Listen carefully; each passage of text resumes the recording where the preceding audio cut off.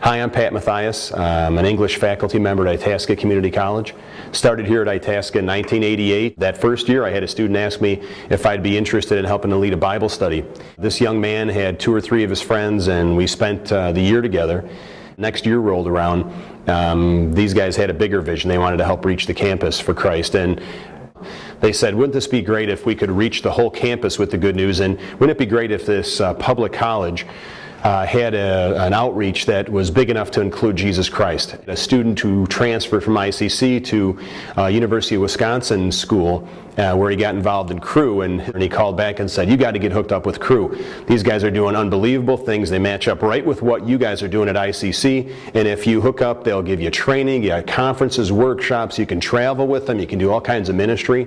I really believe that God's brought me to Itasca Community College to teach students how to write so they can help navigate through school and in their life, but it's much bigger than that. In 1983, as a graduate student, I became a Christian. I became a follower of Christ, and because of that, I am no longer in charge of my own destiny. I've turned my destiny over to the Lord. So here now I'm working at Itasca, and I really believe that God gives me opportunities to share with students. When students ask me if I would be interested in helping to lead a Bible study, which eventually turned into a ministry, I was pretty overwhelmed and really didn't know where to go for help. And now that I'm hooked up with Cru, I have training and I can send my students to training, and it really helps out a lot. You know, a lot of students come from places where they've never seen Christians, where they come from backgrounds that are completely opposite or opposed to Christ.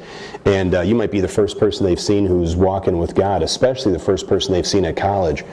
And so I strongly recommend that you just be willing to share your faith in the venue that God gives you, whether it's working with a student in a Bible study, or whether it's being a speaker, volunteering to be a speaker at an event on a campus, or whether it's you're the only faculty member who's a Christian that students know, and they come to you and say, would you be willing to be our faculty advisor? We got to have one in order to start a group. I just want to encourage you, do it. Click on the buttons for more information. There's tons of people who will help you. You're not on your own. You're not alone. You don't have to train everybody. You don't have to do everything. In fact, this is really a student-led organization with faculty helping in the background.